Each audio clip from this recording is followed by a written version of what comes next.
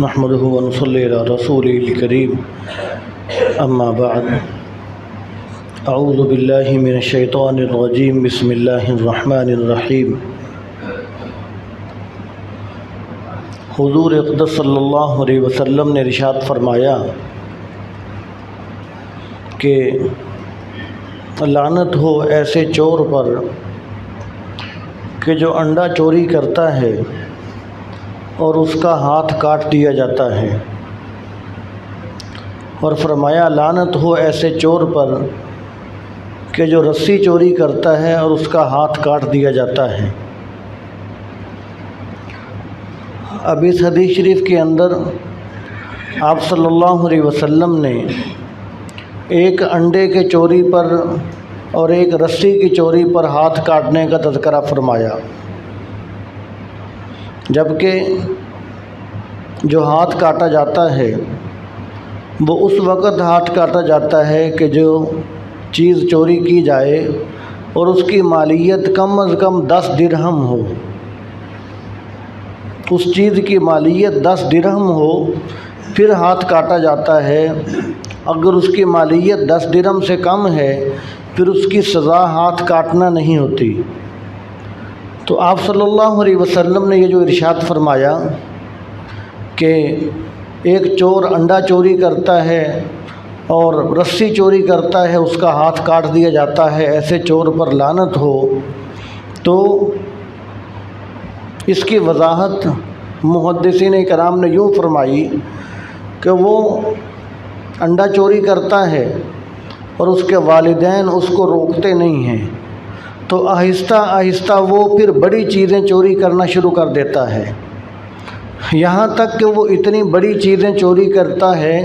کہ جس کی مالیت 10 درہم سے زیادہ ہو جاتی ہے، پھر اس کا ہاتھ کٹ جاتا ہے۔ ایک بچہ ہلکی پھلکی رسی چوری کرتا ہے اور اس کے والدین اس کو روکتے نہیں ہیں، تو آہستہ آہستہ وہ بڑی چیزوں کی چوری پر پہنچ جاتا ہے، تو پھر اس کا ہاتھ کٹ جاتا ہے۔ تو گویا کہ اس کا جو یہ ہاتھ کٹا یہ ذریعہ بنا، ایک انڈا چوری کرنا، ایک معمولی سی رسی چوری کر لینا، یہ اس کے ہاتھ کٹنے کا ذریعہ بن گیا۔ اگر انڈا چوری کرنے پر اس کے والدین اس کو روکتے اور معمولی سی رسی چوری کرنے پر، ہلکی پھلکی چیز چوری کرنے پر اس کے والدین اس کو ڈانٹتے، اس کو روکتے اور وہ چیز واپس کرواتے، تو یہ بچہ بڑا ہو کر اس حد تک نہ پہنچتا کہ یہ بڑی چیزیں چوری کرنے لگ جاتا اور اس کا ہاتھ کٹتا۔ تو اس سے ہمیں معلوم ہوا کہ والدین کی جہاں پر اور بہت ساری ذمہ داریاں ہیں، وہاں پر یہ بھی ذمہ داری ہے کہ اولاد کی ان تمام حرکتوں پر، تربیت پر خاصا نگاہ رکھی جائے اور گھر کے اندر روک ٹوک کا ماحول بنایا جائے۔ بعض لوگ اس کو غلط سمجھتے ہیں کہ روک ٹوک نہیں کرنی چاہیے، بلکہ روک ٹوک بہت ضروری ہے، اس لیے کہ جو اچھی عادتیں ہیں بچوں کے اندر وہ خود پیدا کرنی پڑتی ہیں اور بری عادتیں تو خود بخود آ جاتی ہیں۔ جس طرح ہم فصل بیجتے ہیں تو فصل کے اندر اچھی چیزیں اگانے کے لیے ہمیں محنت کرنی پڑتی ہے، اور فضول جو فالتو گھاس ہے، جڑی بوٹیاں ہیں جو کسان نت آئے دن کاٹتے رہتے ہیں، ان کو کسان خود نہیں بیجتا، وہ خود بخود اگ جاتی ہیں۔ تو اس لیے جو روک ٹوک ہے یہ ایسے ہی ہے کہ جیسے ایک خوبصورت درخت ہمیں دیکھنے کو بڑا خوبصورت لگتا ہے، باغیچے کے اندر ہم دیکھتے ہیں کہ یہ درخت بڑا خوبصورت ہے، اس کی خوبصورتی کی وجہ یہی ہے کہ اس کے کانٹ چھانٹ کی گئی ہے، اس کی فالتو ٹہنیاں کاٹی گئی ہیں، اس کو کاٹا گیا ہے، جگہ جگہ سے کاٹ کر اس کو ایک خوبصورت بنایا گیا ہے۔ تو روک ٹوک کے ماحول کا مطلب یہی ہے کہ غلط عادتیں جو بچوں کے اندر ہیں یہ والدین کی ذمہ داری ہے کہ وہ روک ٹوک کریں۔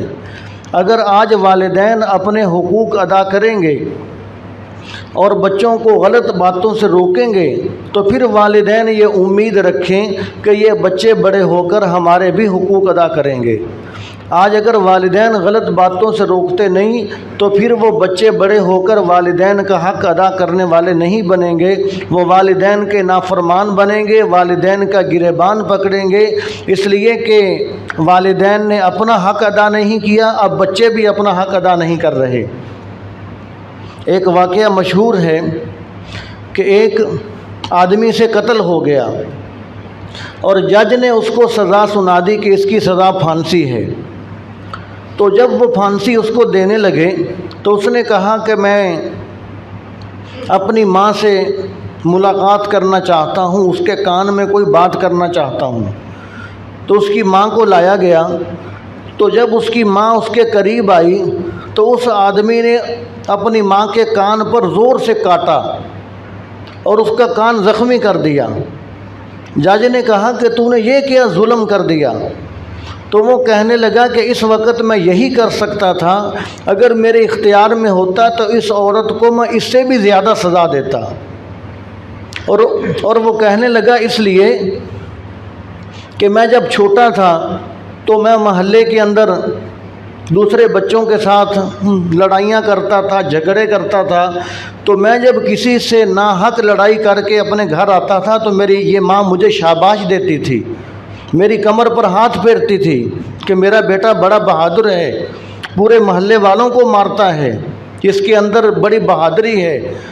اور میری یہ لڑائیاں آہستہ آہستہ بڑھتی گئیں یہاں تک کہ مجھ سے ناحق قتل ہو گیا، اور اس کی سزا کے اندر مجھے آج پھانسی دی جا رہی ہے۔ تو معلوم ہوا کہ جب والدین اپنے حق ادا نہیں کرتے، جب والدین اپنی نظروں کو جان بوجھ کر بند کر لیتے ہیں تو پھر اس کا خمیازہ چند برس بعد والدین کو بھگتنا پڑتا ہے۔ اور جب والدین بچوں کی تربیت پر کڑی نگاہ رکھتے ہیں تو بعد میں اس کا پھل بھی وہ کھاتے ہیں۔ اور چاہیے یہ کہ گھر کے اندر آدمی ماحول ایسا بنائے کہ جس ماحول کے اندر دینداری ہو، گناہوں سے بچنا ہو، گھر کے اندر فلموں ڈراموں والا ماحول، ناچ گانے والا ماحول یہ نہ ہو، بلکہ گھر کے اندر جب ہم اپنے بچوں کو نیک ماحول دیں گے تو وہ بچے بھی بڑے ہو کر نیک ماحول کا اثر لے کر بڑے ہو کر نیکی کے راستے پر چلنے والے بنیں گے۔ جب ایک باپ اپنے بچے کو اپنے پاس بٹھا کر دونوں مل کر گانے سنیں گے، فلمیں ڈرامے دیکھیں گے تو وہ بچہ بھی وہی اثر لے گا۔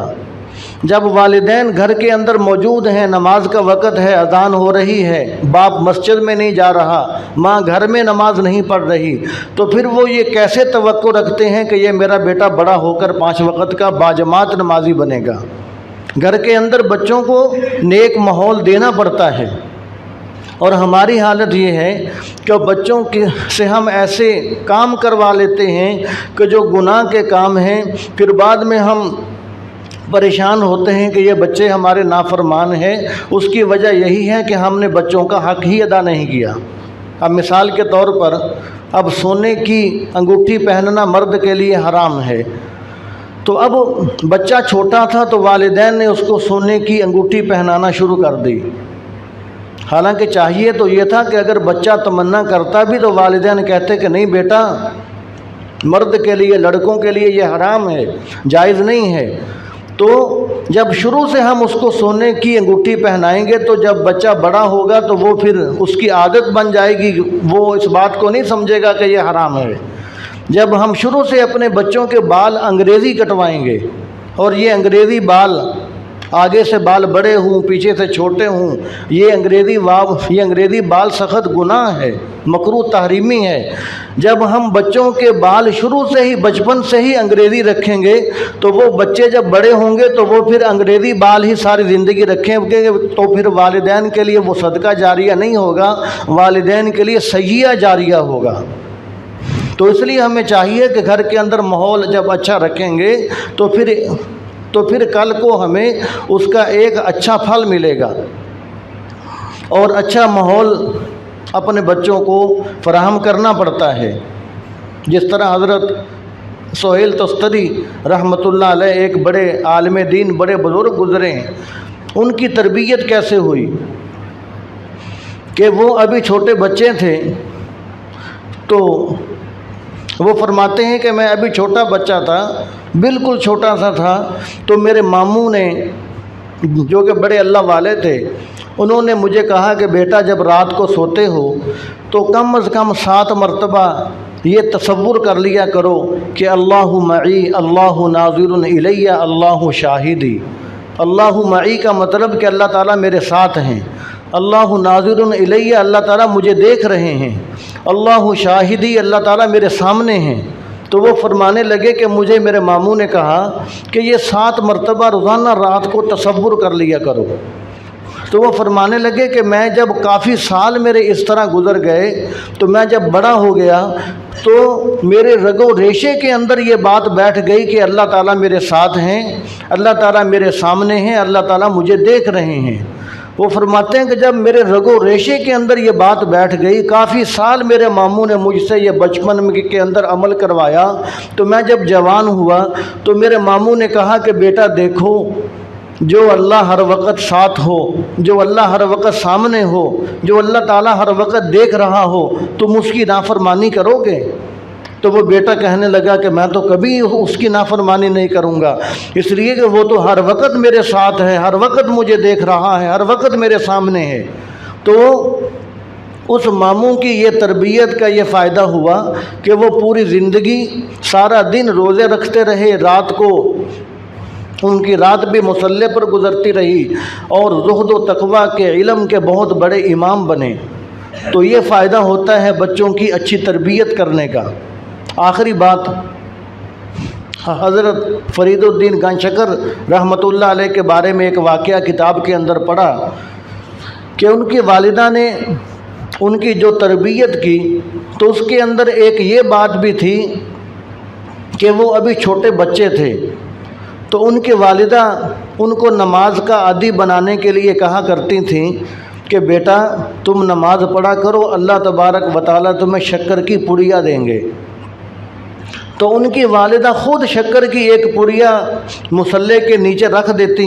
اور جب وہ ابھی چھوٹے بچے تھے نماز پڑھ کر جب اپنا مصلی اٹھاتے تو نیچے شکر کی پڑیا پڑی ہوتی، اور وہ بڑے خوش ہوتے کہ یہ شکر کی پڑیا مجھے مل گئی، میں نے نماز پڑھی، اللہ تعالیٰ نے مجھے شکر کی پڑیا دے دی۔ تو ایک مرتبہ وہ کہیں ان کی والدہ سفر پر تھیں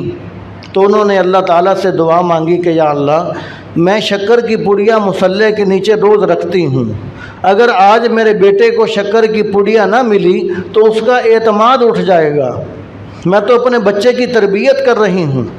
تو جب والدہ واپس آئی اور پوچھا کہ بیٹا نماز پڑھی تھی؟ تو بیٹے نے جواب دیا کہ ہاں اماں جان نماز پڑھی تھی۔ تو والدہ نے پوچھا کہ شکر کی پڑیا کا کیا بنا؟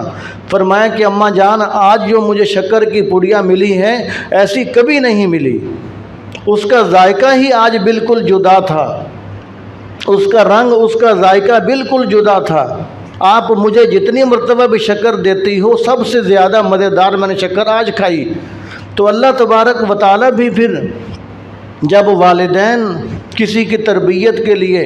محنت کرتے ہیں، اپنے آپ کو کھپاتے ہیں، تو اللہ تبارک و تعالیٰ کی مدد بھی پھر ان کے ساتھ شامل حال ہو جاتی ہے۔ تو اس لیے اگر ہم خوبصورت باغیچہ اپنے گھر کے اندر جو پلاٹ ہے، باغیچہ ہے، وہ اگر ہم خوبصورت دیکھنا چاہتے ہیں تو ہمیں اس کے لیے محنت کرنی پڑتی ہے، کاٹ چھانٹ کرنی پڑتی ہے۔ تو ویسے ہی ہم اپنی اولاد کا، بچوں کا گلدستہ خوبصورت دیکھنا چاہیں تو اس کے لیے بھی ہمیں روک ٹوک اور محنت کرنی پڑے گی۔ اگر روک ٹوک نہیں کریں گے، محنت نہیں کریں گے، ایسے ہی بس زندگی گزارتے رہیں گے تو وہ پھر بچے ہمارے لیے صدقہ جاریہ بھی نہیں بنیں گے، فرمانبردار بھی نہیں بنیں گے۔ تو دعا ہے کہ اللہ تعالی ہمیں عمل کی توفیق عطا فرمائے۔